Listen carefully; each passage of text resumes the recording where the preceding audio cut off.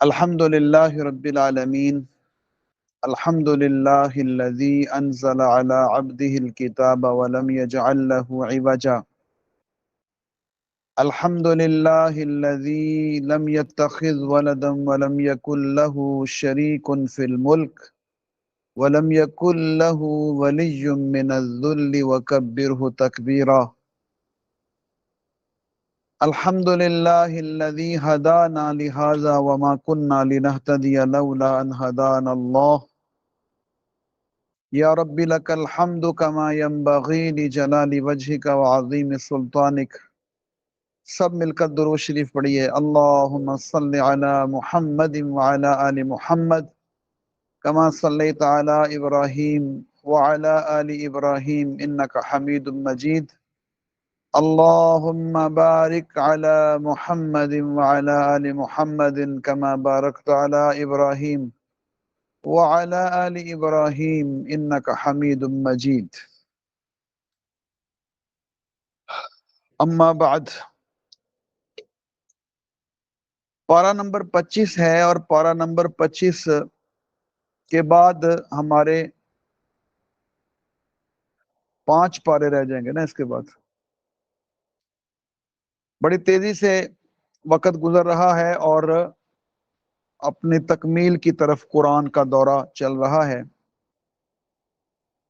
انشاءاللہ ہم کوشش کر رہے ہیں کہ جمعے والے دن یہ دورہ قرآن جو ہے اس کی دعا ہو جائے جمعے والے دن، اور اگلے دن چاہ کے وہ ہر جگہ ختم ہوتا ہے تو مسجد میں اپنے انداز سے ختم ہو جائے گا، تو ہم ایک دن پہلے ہی انشاءاللہ اپنا یہ والا درس کا پروگرام اس کی دعا کر لیں گے. تو یہ جو پارہ ہے پارہ نمبر 25، اس میں جو صورتیں شامل ہیں، سب سے پہلے جو پچھلی صورت تھی سورہ حامیم سجدہ، اس کا جو آخری حصہ ہے وہ اس سورہ مبارکہ میں تھوڑا سا بالکل ایک رکوع سمجھتے ہیں وہ حصہ شامل ہے. اس کے بعد سورۃ الشورى ہے، سورۃ الزخرف ہے، اس کے بعد سورۃ الدخان ہے اور سورۃ الجاثیہ ہے. تو یہ وہ صورتیں ہیں جو شامل ہیں آج کے سبق میں اس بارے میں، اور ان سب صورتوں کا جو آغاز ہے وہ حامیم کے ساتھ ہوتا ہے.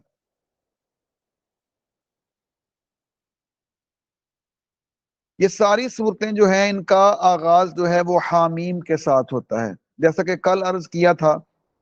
کہ یہ 7 مکمل صورتیں ہیں جو حامیم کے ساتھ شروع ہوتی ہیں، اور ان 7 صورتوں میں سے صرف ایک صورت باقی رہ جائے گی، سورۃ الاحقاف، جس کا آغاز جو ہے وہ 26ویں پارے میں ہوتا ہے. پہلی 26ویں پارے کی جو پہلی صورت ہے سورۃ الاحقاف. تو یہ جتنی صورتیں ہیں ان میں جو ابتدائی صورتیں ہیں، سورہ حامیم سجدہ ہو گئی، سورہ شورى ہو گئی، سورہ زخرف، یہ جو صورتیں ہیں ان کا جو زمانہ نزول ہے وہ ایک ہی ہے. مکے کا وہ دور جس میں سورہ حامیم سجدہ نازل ہوئی تھی، اسی دور میں یہ ساری صورتیں نازل ہوئی ہیں. البتہ جو آخری 2 صورتیں آج کے اس پارے میں شامل ہیں، سورۃ الدخان اور سورۃ الجاثیہ، وہ ذرا مکے کے آخری دور سے تعلق رکھتی ہیں، اور وہ دونوں اکٹھی ایک ہی دور کی صورتیں ہیں. مکے کا جو نبی پاک صلی اللہ علیہ وسلم کا دور ہے، آپ جانتے ہیں کہ نبوت کے ملنے کے بعد نبی پاک صلی اللہ علیہ وسلم 13 سال مکہ مکرمہ میں رہے، اور نبوت کے 13ویں سال میں ہجرت ہو گئی مدینے کی طرف. اور مدینے میں نبی پاک صلی اللہ علیہ وسلم کا جو دور ہے وہ 10 سالہ ہے. رسول اکرم صلی اللہ علیہ وسلم کہ اللہ کے پاس تشریف لے جانے تک 10 سال مدینہ منورہ کا دور ہوتا ہے. اور مکی دور بھی آپ جانتے ہیں کہ اس کے مختلف مراحل تھے. تو یہ مرحلہ جس میں یہ صورتیں نازل ہوئی ہیں، اس میں یہ صورتحال تھی کہ نبی پاک صلی اللہ علیہ وسلم کی مخالفت کی جا رہی تھی، زوروں پر تھی، اور طریقے سے یہ کوشش کی جاتی تھی کہ کسی طریقے سے لوگ قرآن نہ سننے پائیں. نبی پاک صلی اللہ علیہ وسلم کی زبان مبارک سے لوگ قرآن سنتے تھے اور لوگوں کا خیال یہ تھا کہ یہ ایک جادو کا اثر رکھتا ہے اور لوگوں کی زندگیاں اس سے تبدیل ہوتی ہیں، لوگ اس کا اثر قبول کرتے ہیں، تو کوئی ایسا اہتمام ہو کہ لوگ پیغام نہ سنیں۔ دوسری سازش یا کوشش تھی کہ لوگوں کو کہا جائے کہ یہ ایک کیسا کلام، طرح طرح کے اعتراضات، کوئی کبھی کوئی اعتراض، کبھی کوئی اعتراض، تو ان تمام اعتراضات کا ان صورتوں میں جواب بھی موجود ہے، اور اس کے ساتھ ان لوگوں کے لیے ایک دعوت کا پہلو بھی موجود ہے کہ آپ اپنے حالات پر غور کریں۔ یہ جو کلام ہے جو محمد کریم صلی اللہ علیہ وسلم پر نازل ہوا ہے، یہ کلام خود اتنا بڑا ثبوت ہے نبی پاک صلی اللہ علیہ وسلم کے سچے نبی اور رسول ہونے کا۔ اگر اس پارے کا ایک اجمالی خاکہ بنایا جائے نا، تو اس پارے کا اجمالی خاکہ یہ ہے کہ اس پارہ نمبر 25 میں اللہ نے قرآن کی شان بیان کی ہے بار بار کہ یہ قرآن کیا ہے۔ یہ سورہ شورا اس کو لیتے ہیں، اس کا آغاز ہوتا ہے حامیم عین سین قاف۔ یہ قرآن پاک کی واحد صورت ہے جس کے شروع میں 2 دفعہ حروف مقطعات آئے ہیں۔ ساری صورتوں میں جہاں حروف مقطع جیسے الف لام میم ہے یا کاف ہا یا عین صاد ہے، اس طرح ہم پڑھتے آئے نا یہ صورتیں یہ قرآن پاک کی واحد صورت ہے جس کے شروع میں حروف مقطعات 2 دفعہ آئے ہیں، حامیم بھی اور عین سین قافی۔ اور حروف مقطعات کے بارے میں آپ جانتے ہیں کہ جب ہم نے سورۃ البقرہ کو شروع کیا تھا، اس میں یہ بات کی تھی کہ یہ اس دور کا ایک اسلوب تھا کہ اہم گفتگو، اہم باتیں جب لکھی جاتی تھیں تو اس کے شروع میں اس طرح کے حروف لکھے جاتے تھے۔ بعد ازاں وہ اسلوب متروک ہو گیا، ختم ہو گیا۔ بعض لوگوں نے اس کی توجیہ کرنے کی بھی کوشش کی، مختلف یہ جو حروف مقطعات ہیں، مثال کے طور پر بہت سارے مفسرین نے یہ لکھا ہے کہ اس کا ایک مقصد یہ ہو سکتا ہے کہ دیکھیں یہ حروف ہی ہے نا شروع میں، الف لام میم ہا میم وغیرہ وغیرہ وغیرہ، تو انہی حروف سے مل کر اللہ نے کیسا کلام نازل کر دیا، اسی حروف پہ مبنی ہے نا وہ، انہی حروف پر مشتمل ایسا بے مثال کلام اللہ نے نازل کر دیا جس کا کوئی جواب ہی نہیں، اور انسانوں کو چیلنج دیا کہ اس طرح کا کلام لا کر دکھاؤ، لیکن وہ اس طرح کا کلام لانے کے قابل لوگ نہیں ہیں۔ تو یہ حروف بھی اصل میں قرآن کی شان بیان کرتے ہیں۔ مختلف حروف کے بارے میں مختلف توجیحات ہیں، لیکن اصل بات یہ ہے کہ اس کے جو معنی اور مطالب ہیں وہ صرف اللہ ہی کو پتہ ہے کہ کیا ہیں۔ کذالک یوحی الیک، اسی طرح اللہ رب العزت غالب و حکیم نے تمہاری طرف اور تم سے پہلے ہوئے گزرے لوگوں کی طرف وہی اللہ نے نازل کی ہے، اور وہ اللہ جو وہی نازل کرنے والا اللہ ہے، اسی کے لیے زمین و آسمان کی ساری بادشاہیاں ہیں۔ لہو ما فی السماوات و ما فی الارض وہو العلی العظیم، اور لوگوں جو تم اللہ کے ساتھ دوسرے معبودان باطل کو شریک کرتے ہو اور تم سمجھتے ہو کہ ہم صحیح کام کر رہے ہیں، اللہ کے ساتھ دوسروں کو شریک کرنا اتنا بڑا جرم ہے کہ اس جرم کے نتیجے میں اگر آسمان پھٹ جائے تو تکاد السماوات یتفطرن من فوقہن، قریب ہے کہ آسمان اوپر سے پھٹ جائے، والملائکۃ یسبحون بحمد ربہم، اور فرشتے اپنے رب کی حمد کے ساتھ تسبیح کر رہے ہیں۔ تو یہ اللہ رب العزت نے جو قرآن نازل کیا ہے، اس نے پہلے لفظ سے لے کر آخر تک توحید کی دعوت دی ہے اور شرک سے روکا ہے، اور شرک کے نتیجے میں آسمان پھٹ سکتا ہے، اتنا بڑا گناہ ہے یہ، اتنا بڑا جرم ہے۔ اور اللہ کے علاوہ جو لوگ دوسروں کو معبود بناتے ہیں، اللہ ہی ان پر نگران ہے، اور اے محمد صلی اللہ علیہ وسلم وما انت علیہم بوکیل، آپ اس کے کوئی حوالہ دار نہیں ہیں، آپ اس کے کوئی ذمہ دار نہیں ہیں، کیونکہ نبی پاک صلی اللہ علیہ وسلم پریشان ہوتے تھے، بار بار پریشان ہوتے تھے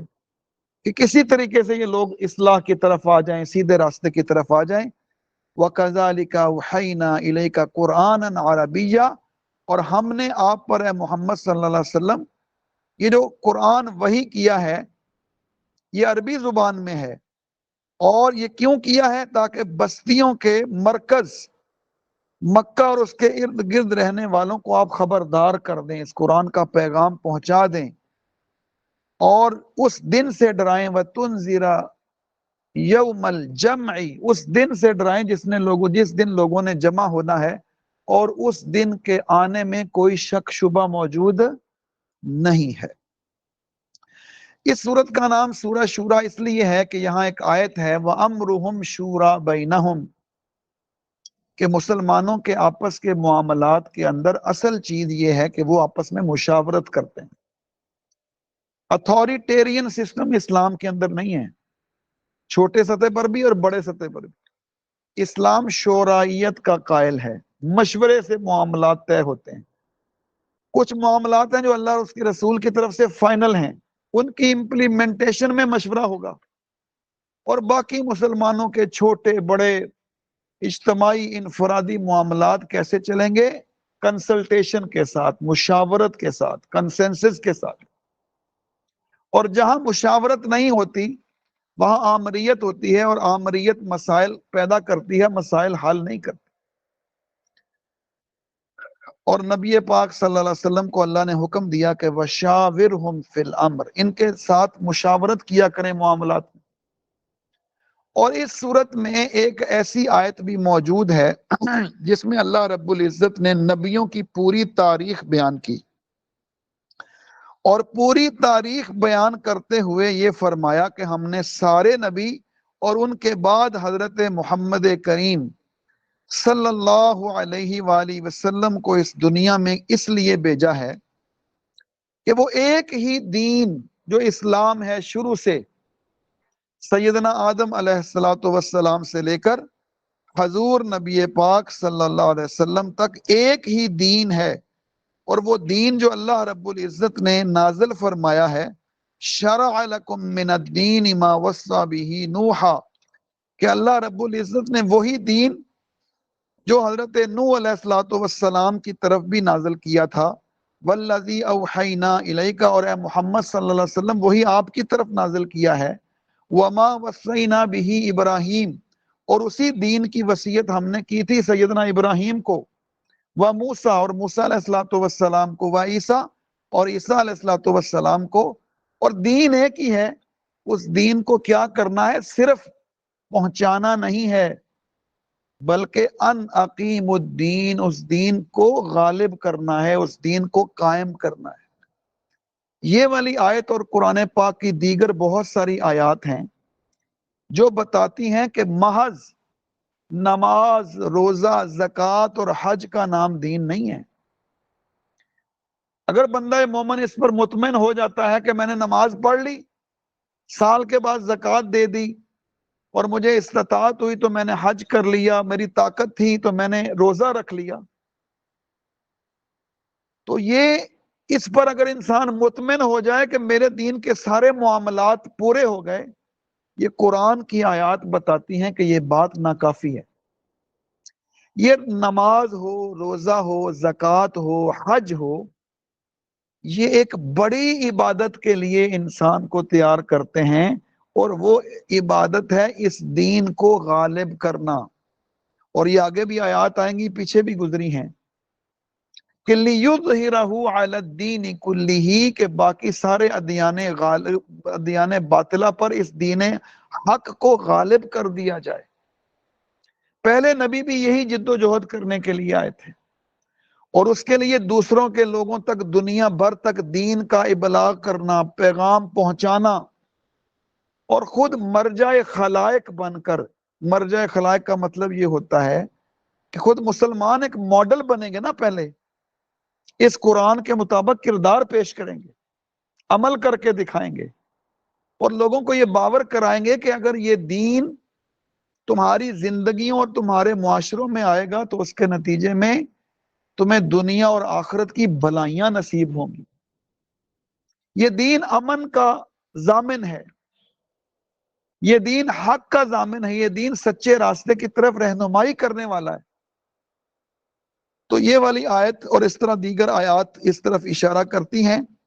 اور اس کے بعد یہ اللہ رب العزت نے فرمایا کہ فَلِذَلِكَ فَادْعُ، اے محمد صلی اللہ علیہ وسلم، یہی وہ مقصد ہے جس کی طرف آپ نے لوگوں کو دعوت دینی ہے، اور جس طرح آپ کو حکم دیا گیا آپ نے اسی پر استقامت کرنی ہے، اور ان مخالفین کی باتوں میں نہیں آنا، وَلَا تَتَّبِعْ أَهْوَاءَهُمْ۔ اور اس کے بعد اللہ رب العزت نے فرمایا اللہ الذی انزل الکتاب بالحق والمیزان وما یدریک لعل الساعة قریب، اللہ وہی ہے جس نے حق کے ساتھ یہ کتاب اور میزان نازل کی ہے، اور تمہیں کیا خبر کہ جو قیامت کی گھڑی ہے وہ بالکل قریب ہو۔ اور لوگ بڑی جلدی مچاتے ہیں، جب اللہ کا فیصلہ ہوتا ہے وہ قریب آ جائے گا۔ اللہ لطیف بعبادہ، اللہ اپنے بندوں کے ساتھ بہت مہربان ہے، وَيَرْزُقُ مَن يَشَاءُ، اور جس کو چاہتے ہیں اللہ رب العزت رزق دیتے ہیں۔ اور اس صورت کے آخر میں اللہ رب العزت نے ایک بات ارشاد فرمائی ہے کہ لوگوں اس پوری کائنات پر اور اپنے آپ پر غور تو کر کے دیکھو، للہ ملک السماوات والارض، زمین و آسمان کی بادشاہی کس کی ہے؟ اللہ کی۔ یخلق ما یشاء، وہ جو چاہے پیدا کرے، یہب لمن یشاء اناسا، جسے چاہے بیٹیاں دے دے، ویہب لمن یشاء الذکور، اور جسے چاہے بیٹے دے دے، ویزوجہم ذکرانا واناسا، اور کچھ لوگوں کو لڑکیاں بھی دے دے اور لڑکے بھی دے دے، ویجعل من یشاء عقیما، اور جس کو چاہے کچھ بھی نہ دے۔ کسی کا اختیار ہے؟ کسی کا کوئی اختیار نہیں ہے۔ انہ علیم قدیر، وہی جاننے والا ہے اور قدرتیں رکھنے والا اللہ ہے، اور اس نے مختلف طریقوں سے اپنے بندوں پر وحی نازل کی ہے، کبھی کلام کے ذریعے، کبھی وحی یعنی اشارے کے ذریعے، اور کبھی پردے کے پیچھے سے۔ یہ اعتراض کرتے تھے کہ یہ کیسے وحی نازل ہوتی ہے، اعتراض تھا، اور اس کا جواب دیا گیا ہے کہ اللہ رب العزت مختلف طریقوں سے وحی کا نزول فرماتے ہیں۔ اس کے ساتھ یہ صورت مکمل ہوئی۔ سورہ زخرف جو ہے اس کے 7 رکوع ہیں اور 89 آیات ہیں، اور ایک جگہ پر زخرف کا لفظ آیا ہے، اس وجہ سے علامت کے طور پر اس کا نام سورہ زخرف ہے، اور اس کا آغاز بھی قرآن کی شان کے ساتھ ہی ہوا، حامیم والکتاب المبین۔ اگلی سورہ ہم پڑھیں گے، اس میں بھی ہے حامیم والکتاب المبین۔ اور حامیم والکتاب المبین کہنے کا مقصد علماء مفسرین نے لکھا کہ رسول اکرم صلی اللہ علیہ وسلم کی سچائی کے اوپر گواہ بنایا قرآن کو،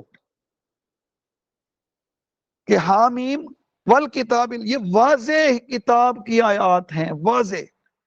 یعنی قرآن کی بڑی خوبیاں ہیں، بہت ساری ہیں، لیکن جو ایک بہت بڑی خوبی ہے وہ کلیئرٹی آف تھاٹ ہے، یہ اپنی بات میں کوئی ابہام نہیں رکھتا، کیونکہ کلام کس کا ہے؟ اللہ رب العزت۔ انا جعلناہ قرآنا عربیہ، ہم نے اس قرآن کو قرآن عربی بنا کر بھیجا ہے، لعلکم تعقلون، تاکہ لوگ اسے سمجھو۔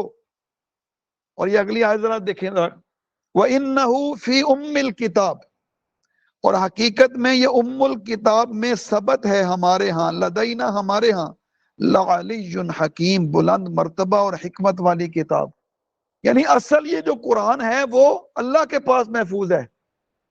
لوح محفوظ میں، اصل اس کا جو منبع ہے وہ اللہ کے پاس ہے، اور اللہ اس میں سے جتنی جتنی حالات کے مطابق ضرورت تھی وہ تمہارے اوپر نازل کرتا رہا ہے، اصل اس کا نسخہ ہمارے پاس موجود ہے۔ فَإِن كُنتُمْ قَوْمًا مُسْرِفِينَ، اور کیا ہم تم سے بیزار ہو کر یہ درس نصیحت تمہارے ہاں بھیجنا چھوڑ دیں گے، اور صرف اس لیے کہ تم حد سے گزرے ہوئے لوگ ہو؟ تم نے نبیوں کو، پہلے بھی ہم نے نبی بھیجے، ان کا انکار کیا، تمہارے اس ایٹیچیوڈ اور رویے کی وجہ سے ہم یہ پیغام حق نازل نہیں کریں گے، ایسا کبھی نہیں ہوگا۔ یہ پیغام آ کر رہے گا، اور پہلے بھی نبیوں کے ساتھ مذاق اڑا جاتا رہا، لیکن انہوں نے اس راستے کو سلم بھی اس راستے کو جاری، اور اس صورت میں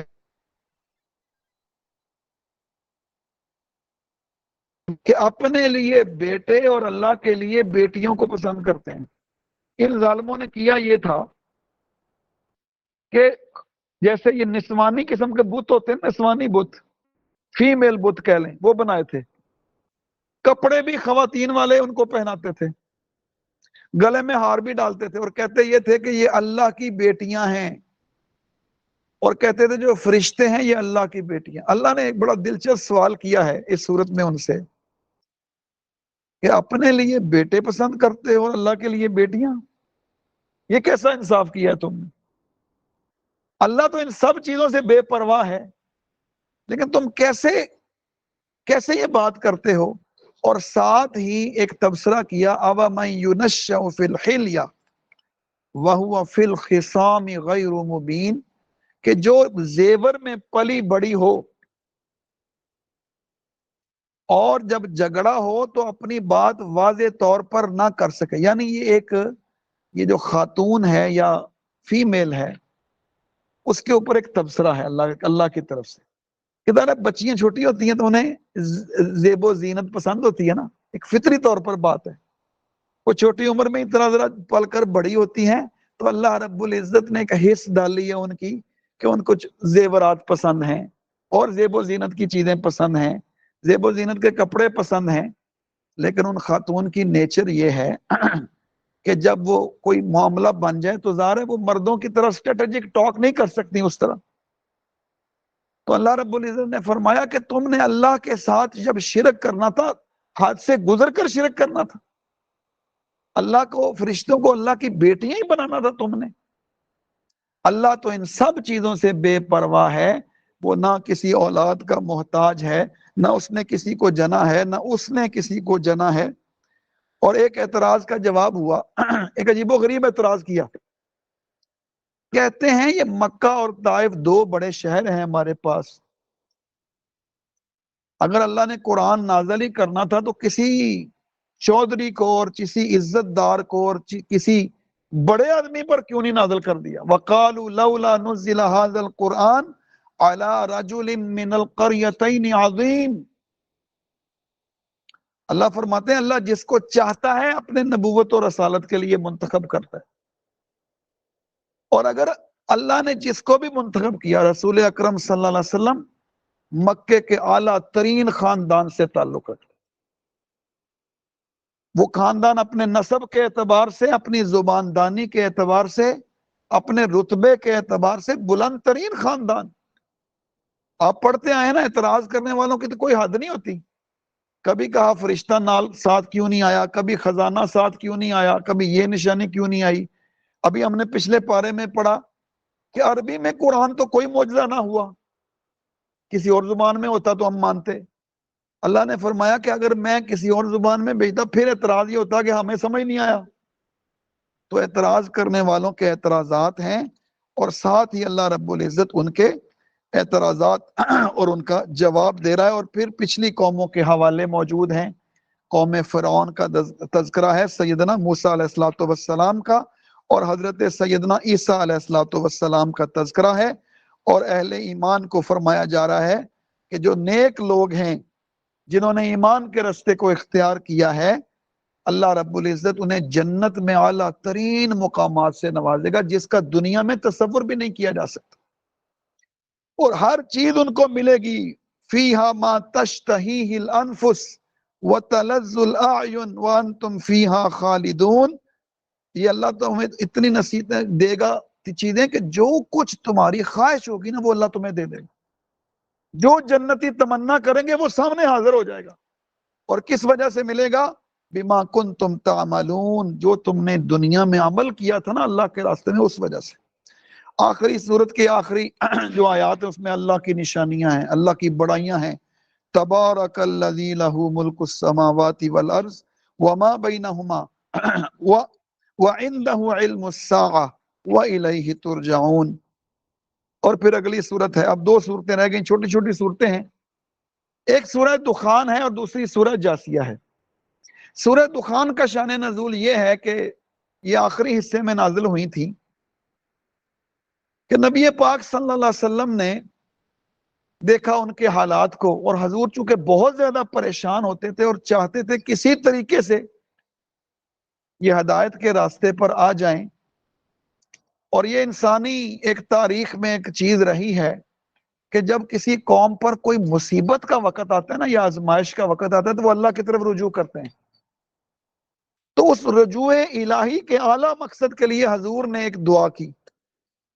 کہ اللہ کوئی آزمائش ہی نازل کر دے اس قوم کے اوپر تاکہ یہ اللہ کی طرف رجوع تو کریں کسی بہانے۔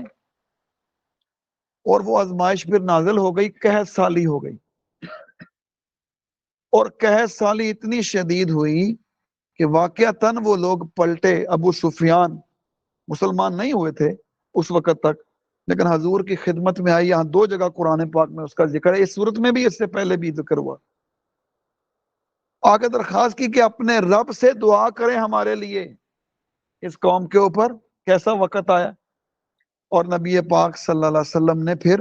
وہ دعا کی۔ اور اس صورت کا آغاز بھی قرآن کے ساتھ بھی ہوتا ہے اور لیلۃ القدر کے ساتھ بھی ہوتا ہے۔ حامیم والکتاب المبین انا انزلناہ فی لیلۃ مبارکہ، کہ ہم نے اس کتاب مبین کو ایک خیر و برکت والی رات میں نازل کیا ہے، اور ہم لوگوں کو ڈرانے کا ارادہ رکھتے ہیں۔ اور یہ وہ رات ہے جس میں ہر معاملے کا حکیمانہ فیصلہ ہمارے حکم سے سنایا جاتا ہے، اور ہم رسولوں کو بھیجنے والے ہیں۔ اللہ کی رحمت ہے کہ رسول آئے ہیں، اور وہ اللہ سننے والا، جاننے والا۔ یہ جو آیت ہے یہاں لیلۃ مبارکہ، اور لیلۃ مبارکہ ہو یا لیلۃ القدر ہو، ایک ہی بات ہے۔ اور آپ جانتے ہیں یہ رمضان کا اس وقت آخری عشرہ ہے، تو یہ وہ صورتحال تھی جس میں یہ صورت جب نازل ہوئی تو مکے کا آخری دور تھا، اور اس دور میں وہ پھر ساری آزمائشوں کا ذکر یہاں موجود ہے۔ اور اللہ رب العزت نے فرمایا کہ لوگوں قیامت سے ڈرو، جہنم کے اندر ایک درخت ہے، ان شجرۃ الزقوم، جس سے زقوم کا درخت کہا جاتا ہے، طعام الاسیم، جو گناہ گار لوگوں کو کھانے کے طور پر دیا جائے گا، کل محل، اور تل چھٹ جیسا ہے، یغلی فی البطون، جب کوئی بندہ کھائے گا اس کے پیٹ کے اندر جوش آنا شروع ہو جائے گا، جیسے کھولتا ہوا پانی ہوتا ہے، کغلی الحمیم۔ ایک حدیث میں اس درخت کے بارے میں بتایا گیا ہے کہ اس کا اگر ایک قطرہ زمین پر گر جائے تو ساری زمین کڑوی ہو جائے۔ جو جہنمیوں کو کھانا کھلایا جائے گا، اور اس کے مقابلے میں اللہ نے متقین کا ذکر کیا کہ ان المتقین فی مقام امین، خدا ترس لوگ امن والی جگہ پہ ہوں گے، اور انہیں اللہ رب العزت وہ حریر و دیبا کے لباس پہنائیں گے جو اللہ رب العزت نے دنیا کے بادشاہ پہنتے ہیں۔ دنیا کے بادشاہوں کی کوئی حیثیت نہیں ہے جنت والے لوگوں کے مقابلے، ان کے اعلیٰ مقام ہوں گے۔ اور اس قرآن کو اے محمد صلی اللہ علیہ وسلم ہم نے آپ کی زبان سے آسان بنایا، فَإِنَّمَا يَسَّرْنَاهُ بِلِسَانِكَ، اے نبی ہم نے اس کتاب کو آپ کی زبان پر آسان بنایا ہے، لعلہم یتذکرون، تاکہ لوگ نصیحت حاصل کریں۔ فارتقب انہم مرتقبون، تم بھی انتظار کرو اور ہم بھی انتظار کرتے ہیں۔ گویا کہ ان کی طرف سے اعلان بغاوت تھا کہ محمد صلی اللہ علیہ وسلم آپ دعوت سے باز نہیں آتے، آپ اپنے کام کریں، ہم بھی آپ کی دشمنی سے باز نہیں آئیں گے۔ لیکن فیصلہ تو وہ ہوا نا کہ وَمَكَرُوا وَمَكَرَ اللَّهُ، تدبیر تو اللہ کی کامیاب ہوئی بالآخر۔ اور اس کے بعد آخری صورت ہے سورۃ الجاسیہ۔ جاسیہ جو ہے وہ قیامت کا ایک نام ہے، وَتَرَى كُلَّ أُمَّةٍ جاسیہ، 37 آیات ہیں، اس کے 4 رکوع ہیں، اور اس کے شروع میں جو الفاظ ہیں وہ بھی قرآن کی شان میں ہیں۔ حامیم تنزیل الکتاب من اللہ العزیز الحکیم، اس کتاب کا نزول اللہ کی طرف سے ہے جو غالب اور حکمت والا ہے۔ اور اللہ رب العزت نے اس کے شروع میں وہی انداز اختیار کیا ہے جو سورۃ البقرہ کی آیت میں اختیار کیا گیا تھا، ان فی خلق السماوات والارض واختلاف اللیل والنہار، جس میں اللہ رب العزت نے اپنی بہت بے شمار نشانیاں ذکر فرمائی تھیں۔ اور یہاں بھی اللہ کی ساری نشانیاں، آسمان سے پانی ہو، زمین کا رزق اگنا ہو، اور جو ہواؤں کا چلنا ہو، اللہ نے فرمایا یہ ساری اللہ کی نشانیاں ہیں، تلک آیات اللہ۔ اور اس کے بعد اللہ رب العزت نے فرمایا کہ انسان کتنا بے وقوف ہے،